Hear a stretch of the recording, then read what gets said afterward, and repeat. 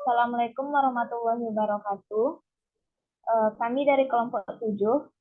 Di sini kami akan menyampaikan atau mempresentasikan mengenai proyek tugas learning, tugas akhir dalam mata kuliah analisis laporan keuangan, yaitu pada perusahaan PT Kimia Farma Tbk. Baiklah, untuk materi pertama yaitu mengenai latar belakang perusahaan akan disampaikan oleh rekan saya kepada Nurul Anissa, dipersilakan.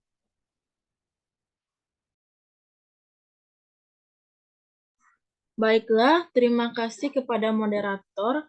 Berikutnya saya akan membacakan latar belakang perusahaan. Yang pertama yaitu gambaran umum perusahaan, yaitu A. Identitas perusahaan. Nama perusahaan ini adalah PT Kimia Farma Tbk, bidang usahanya di Healthcare Company, produk dan usahanya itu industri manufaktur, perdagangan dan distribusi, retail, klinik kesehatan. Lalu status perusahaannya yaitu Badan Usaha Milik Negara atau BUMN, tahun pendiriannya 16 Agustus 1971. Lalu yang kedua, sejarah singkat perusahaan. Kimia Farma adalah perusahaan industri farmasi pertama di Indonesia yang didirikan oleh pemerintah Hindia Belanda pada tahun 1817. Awalnya, perusahaan ini bernama NF Semikalian Handel Radchem Co. Jakarta NV pada tahun 1958 berdasarkan keputusan nasionalisasi atas eks perusahaan Belanda di masa awal kemerdekaan. Pemerintah Republik Indonesia melebur sejumlah perusahaan farmasi menjadi perusahaan farmasi negara atau PNF, Bhinneka Kimia Farma.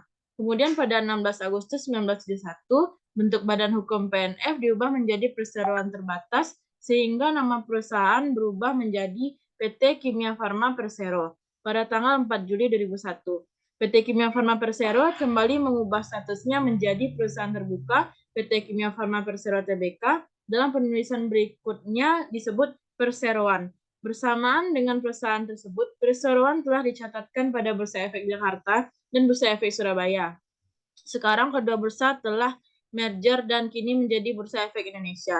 Berbekal pengalaman selama 10 tahun, perseroan telah berkembang 68 menjadi perusahaan dengan pelayanan kesehatan terintegrasi di Indonesia. Yang ketiga yaitu lingkup kegiatan operasional perusahaan. Sesuai dengan pasal 3 Anggaran Dasar Perusahaan, ruang lingkup kegiatan perusahaan terutama meliputi bidang industri, pertambangan, perdagangan besar, dan eceran. Aktivitas kesehatan manusia, penyediaan akomodasi, pendidikan, aktivitas profesional, ilmiah, dan teknis, aktivitas keuangan dan asuransi, pertanian, informasi, dan komunikasi, dan aktivitas jasa lainnya. Yang keempat yaitu jenis produk perusahaan. Yang pertama, banyak produk kimia farma menjadi inovator dengan mengembangkan obat-obatan serta rumusan baru. Lalu yang kedua, obat generik.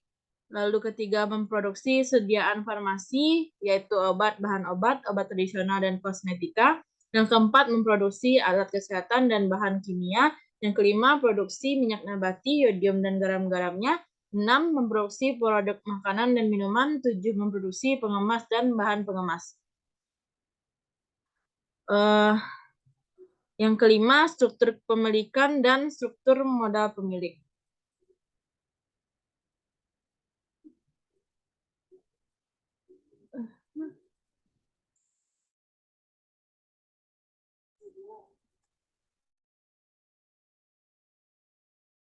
Berikutnya, kondisi industri PT Kimia Farma. Kimia Farma merupakan perusahaan yang mengeluarkan produk-produk kesehatan untuk masyarakat. Banyak produk-produk kimia farma yang menjadi inovator dengan mengembangkan obat-obatan serta rumusan kimia baru, baik dengan kemampuan sendiri ataupun melalui aliansi strategis dengan mitra internasional. Lalu yang C yaitu kondisi tingkat persaingan dalam industri. Untuk lebih mengembangkan obat generik sehingga mampu memiliki daya saing strategis dan dapat meningkatkan kemampuan labaan. Guna mengantisipasi persaingan bisnis yang kompetitif di pasar industri farmasi, khususnya dalam memasarkan masa pihak manajemen PT Kimia Farma Tbk harus mengupayakan untuk menerapkan strategi bersaing.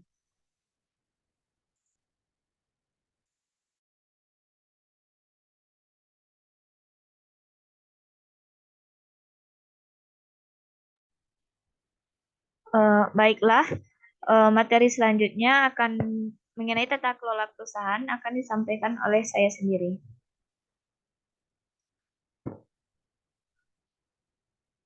PT Kimia Farma berkomitmen untuk menjalankan bisnis secara bertanggung jawab dengan integritas serta bertindak setiap saat untuk kepentingan pemegang saham dan pemangku kepentingan lainnya termasuk manajemen, karyawan, pelanggan, pemasok, dan masyarakat. Di mana perseroan secara konsisten berupaya untuk menegakkan prinsip-prinsip inti tata kelola perusahaan yang baik atau GCG sebagaimana didefinisikan oleh Organization for Economic Cooperation and Development, di mana terdiri dari pertama itu transparansi, akuntabilitas, tanggung jawab, independensi, serta keadilan. Di mana implementasi tata kelola perusahaan pada PT Kimia Farma Tbk ini dapat dilihat pada yang pertama rapat umum pemegang saham atau RUPS, di mana RUPS sebagai organ perseroan menjadi wadah pemegang saham untuk mengambil keputusan penting yang berkaitan dengan saham yang dimiliki dalam perseroan dengan memperhatikan ketentuan anggaran dasar dan peraturan perundang-undangan yang berlaku. Lalu implementasi berikutnya berupa Dewan Komisaris, di mana berperan sebagai organ perseroan bertugas dan bertanggung jawab secara kolektif untuk melakukan pengawasan dan memberikan nasihat kepada direksi serta memastikan bahwa perseroan melaksanakan tata kelola perusahaan yang baik. Selanjutnya itu direksi sebagai organ perseroan bertugas dan bertanggung jawab secara kolegial dalam mengelola perseroan. Pelaksanaan tugas oleh masing-masing anggota direksi merupakan tanggung jawab bersama. Lalu selanjutnya materi mengenai analisis profitabilitas perusahaan akan disampaikan oleh rekan saya.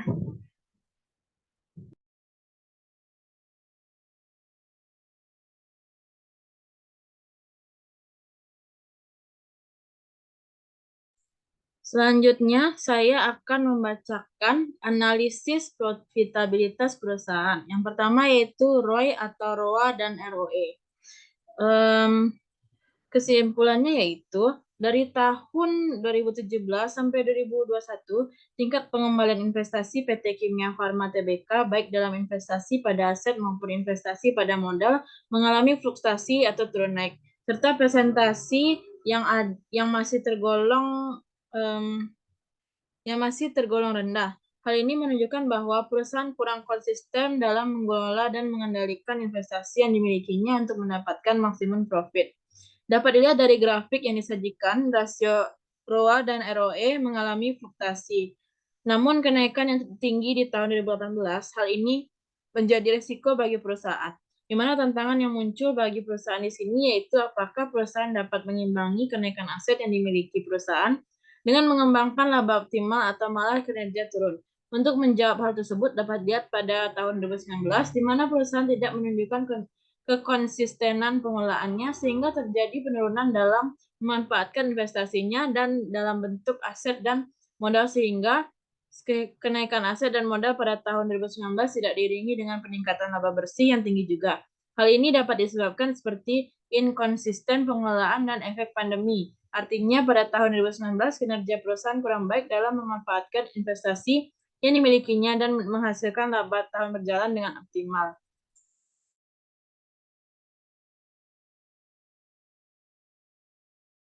Lalu yang berikutnya adalah tabel ROE atau Return on Equity.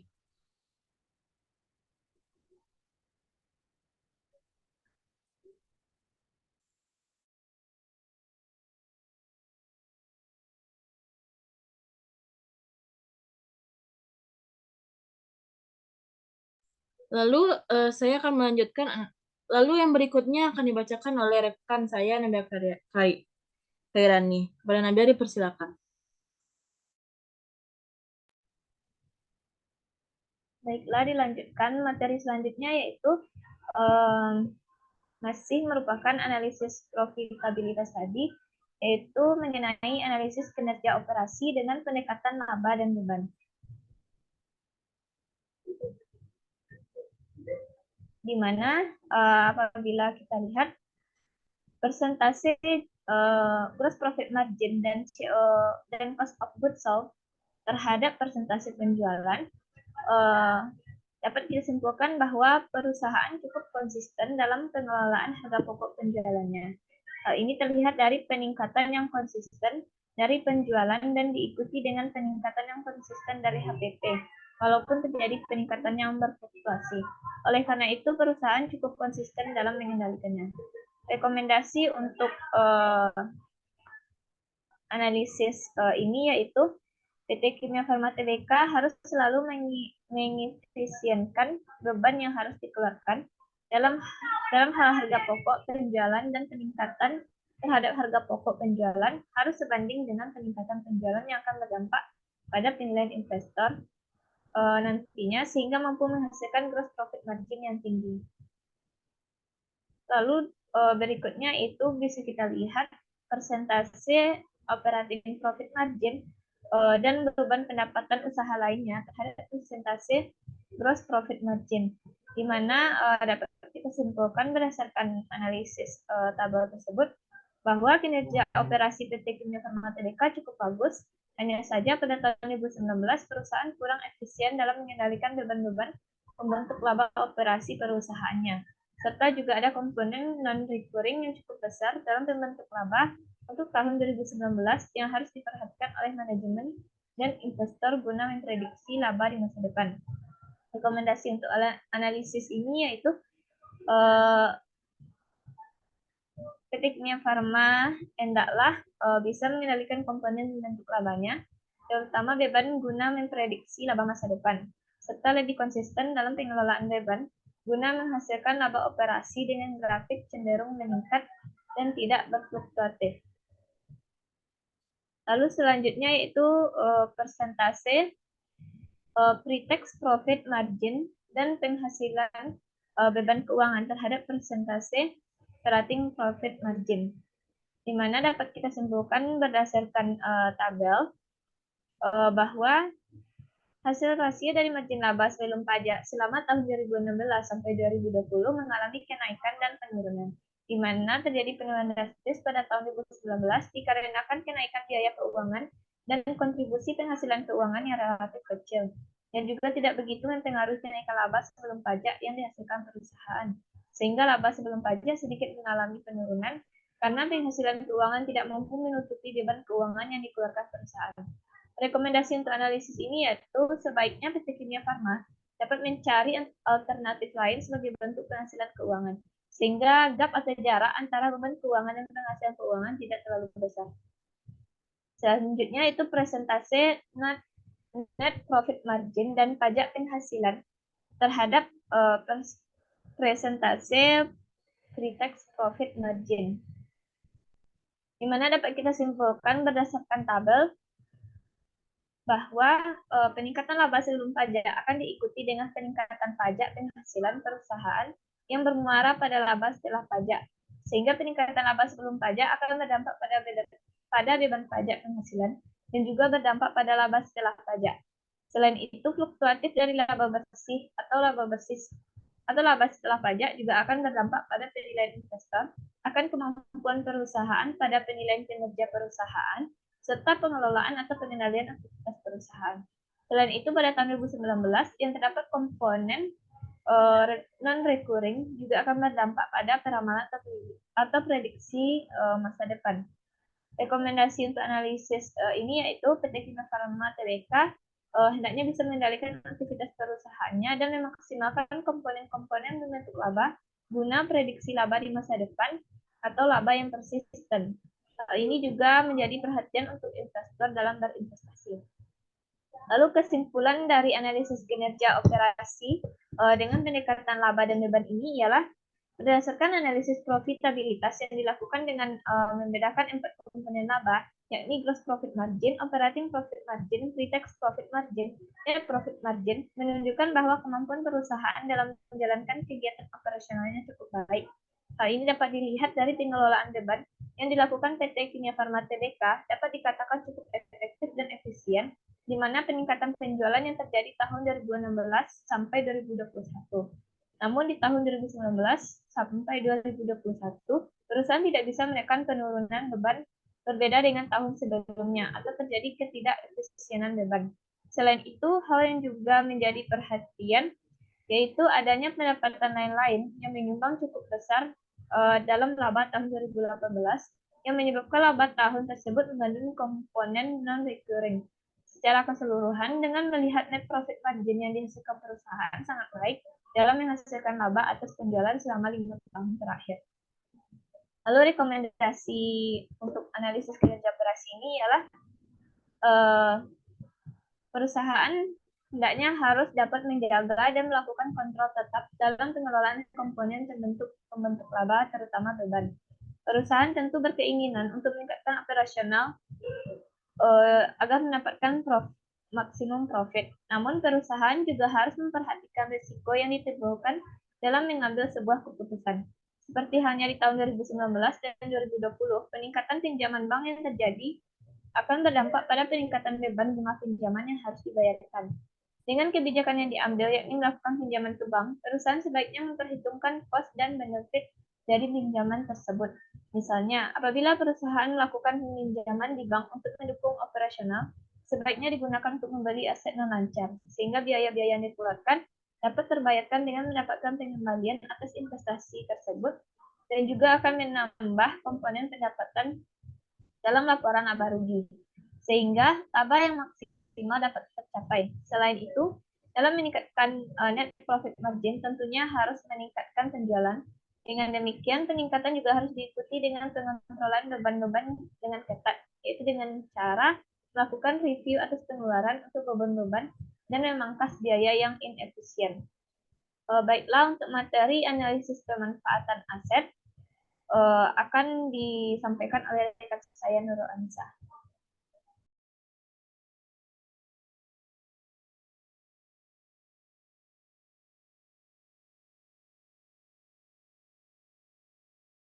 Baiklah, saya akan membacakan analisis pemanfaatan aset. Yang pertama yaitu grafik perputaran kas.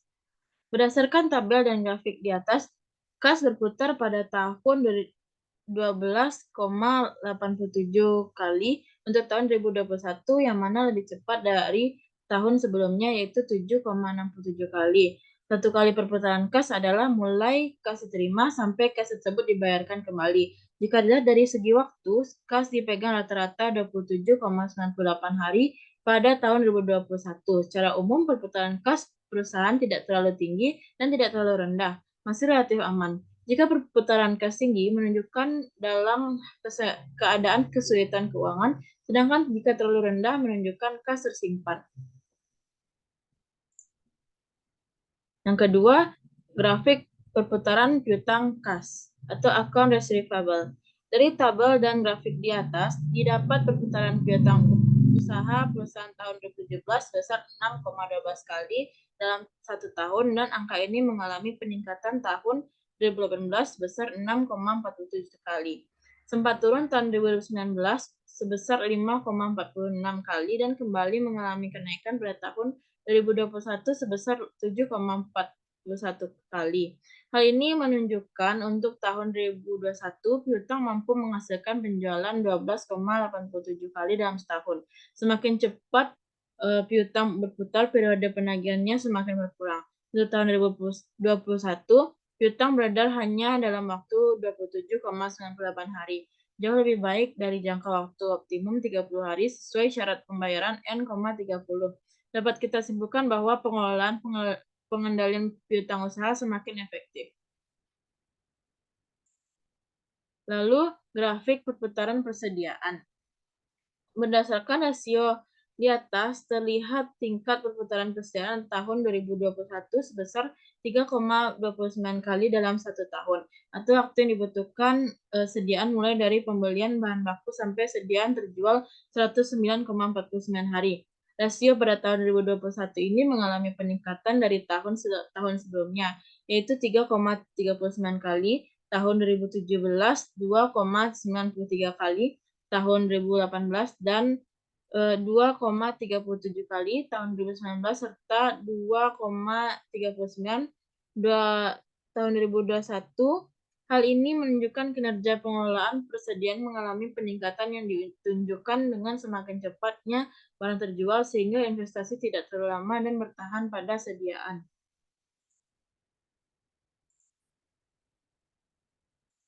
Lalu grafik perputaran aset operasi jangka panjang. Berdasarkan rasio di atas, terlihat tingkat perputaran persediaan tahun 2021 sebesar 1,12 kali dalam 1 bulan, atau waktu yang dibutuhkan sediaan mulai dari pembelian bahan baku sampai sediaan terjual 320,96 hari. Rasio aset jangka panjang mengalami kenaikan yang cukup stabil. Pada tahun 2017 sebesar 133,76 hari sampai tahun 2020 sebesar 404,35 hari dan mengalami sedikit penurunan pada tahun 2021 sebesar 320,96 hari. Lalu grafik perputaran utang usaha. Pada tabel dan grafik dapat dilihat bahwa utang usaha pada tahun 2017 sebesar 5,39 kali dan tahun mengalami penurunan sebesar 2020 tetapi mengalami kenaikan pada tahun 2021 sebesar 8,16 kali. Pada rasio perputaran utang usaha tahun 2017 sebesar 6,77 hari dan mengalami kenaikan tahun 2018 sebesar 79,98 hari dan mengalami penurunan sampai tahun 2021 sebesar 44,14 hari. Lalu grafik perputaran modal kerja. Modal kerja pada tahun 2017 sebesar 3,97 kali dan mengalami kenaikan sampai tahun 2019 sebesar 11,86 kali. Tahun 2019 sampai 2021 mengalami penurunan sebesar min 69,40 kali. Pada rasio perputaran kerja ini 2017 sebesar 90,59 hari dan terus mengalami penurunan sampai tahun 2021 sebesar min 5,19 hari. Perusahaan umumnya menginginkan tingkat perputaran modal kerja operasi bersih yang lebih tinggi daripada yang lebih rendah. Semuanya sama, karena perputaran modal kerja operasi yang lebih tinggi mencerminkan investasi yang lebih sedikit dalam modal kerja untuk setiap rupiah penjualan. Modal kerja operasi bersih berubah lebih cepat karena piutang dan persediaan berubah lebih cepat, dan juga berubah lebih cepat ketika perusahaan bersandar dan perdagangan atau ketika hutang berubah lebih lambat. Dengan demikian, perputaran modal kerja operasi bersih meningkat sebagai hasil dari pengelolaan komponen yang tepat.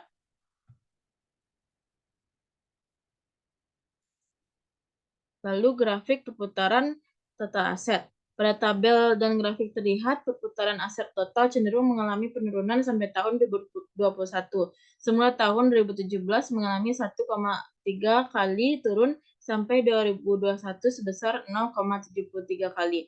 Rasio perputaran modal aset tahun 2017 sebesar 349,12 hari, mengalami kenaikan sampai tahun 2020 sebesar 1.292,17 hari dan turun dalam tahun 2021 sebesar 494,50 hari.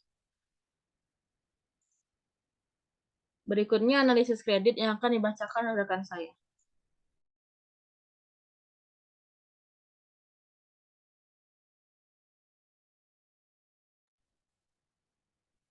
Baiklah, materi berikutnya yaitu mengenai analisis kredit. Untuk bagian pertama yaitu likuiditas. Di mana likuiditas ini pertama terdiri dari current ratio atau rasio lancar. Di mana current ratio ini merupakan aset lancar dibagi dengan liabilitas lancar atau kewajiban jangka pendek. Berdasarkan tabel tersebut, dapat kita lihat bahwa current ratio PT Kimia Farma Tbk tidak terlalu tinggi. Hanya tersedia aset lancar 1,71 kali dari utang lancar yang ada. Jumlah ini kurang dari batas umum yang disarankan, yaitu 2. Pada tahun 2016, rasio lancar ini mengalami penurunan yaitu 0,71. Kemudian pada tahun 2017 mengalami sedikit peningkatan, yaitu 1,73. Pada tahun 2018, current rasionya mengalami penurunan menjadi 1,34. 2 tahun berikutnya mengalami penurunan kembali, di mana current rasio pada tahun 2019 yaitu yaitu 0,99 dan tahun 2020 0,90 serta pada tahun 2021 kembali mengalami kenaikan sebesar yaitu 1,05. Nah, ini menunjukkan bahwa risiko yang dihadapi perusahaan terkait kredit atau utang tertinggi pada tahun 2016. Sehingga dengan kata lain dalam sisi current ratio, PT Kimia Farma Tbk terbilang beresiko. Namun dilihat dari tren tahun ke tahun masih terlihat kemampuan penjaminan hutang jangka pendek perusahaan oleh aset lancarnya, yaitu 1,7 aset menjamin 1 hutang. Lalu selanjutnya yaitu cash conversion cycle atau analisis siklus perdagangan bersih, di mana terdiri dari net trade cycle ini merupakan penjumlahan dari days sales in receivable dengan days sales in inventory lalu dikurangkan dengan days sales in account payable. Di mana days sales in receivable ini rumusnya itu rata dari account receivable per penjualan per 360. Lalu untuk days sales in inventory rumusnya itu rata inventory per cost of goods sold per 360. Lalu selanjutnya untuk days sales in payable rumusnya yaitu rata dari account payable per COGS per 360. Di mana berdasarkan tabel tersebut dapat kita lihat bahwa jumlah hari mengalami kenaikan pada tahun 2017 menjadi 98,32. Lalu pada tahun 2018 juga mengalami kenaikan lagi menjadi 98,50.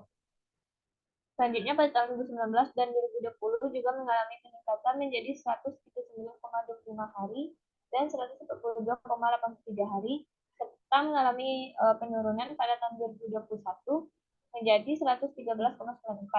Di mana ini semua merupakan hari yang menunjukkan bahwa semakin panjang waktu yang dibutuhkan piutang menjadi kas, jadi jangka waktu ini lebih panjang dan dari batas standar atau maksimum dari waktu yang dibutuhkan suatu piutang menjadi kas yaitu 30 hari. Hal ini menunjukkan likuiditas perusahaan sedikit buruk. Next.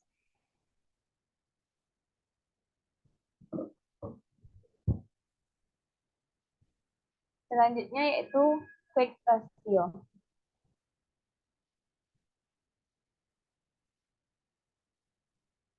Berdasarkan tabel dapat kita lihat bahwa quick ratio membandingkan aset lancar kecuali persediaan dengan hutang lancar. Rasio pada PT Kimia Farma Tbk pada tahun 2016 menunjukkan quick ratio sebesar 1,14. Lalu pada tahun 2017 1,20, 2018 0,9, 2019 kembali turun menjadi 0,61, lalu kembali turun lagi pada tahun 2020 menjadi 0,54 dan sedikit naik pada tahun 2021 menjadi 0,6. Makin tinggi rasio ini, atau makin mendekati 100%, maka akan menggambarkan tingkat likuiditas perusahaan semakin bagus. Namun dalam hal ini, quick ratio yang dimiliki oleh PT Kimia Farma kurang dari 50% yang menunjukkan bahwa tingkat likuiditasnya kurang baik. Di mana quick ratio yang bagus,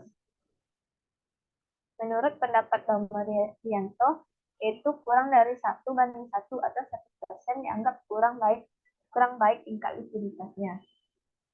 Lalu selanjutnya yaitu rasio kas atau cash ratio, di mana cash ratio ini merupakan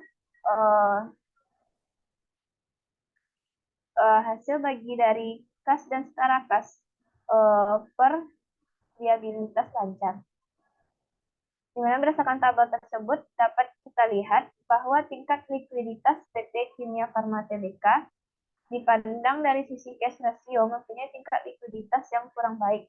Ini terlihat dari ketersediaan kas untuk membayar utang jangka pendek perusahaan kurang dari 10%, di mana rata adalah 10% dengan hanya mampu menutupi 0,13% utang jangka pendek perusahaan. Baiklah, untuk materi selanjutnya itu struktur modal dan solvabilitas akan disampaikan oleh rekan saya. kepada Nurul Anissa, silakan.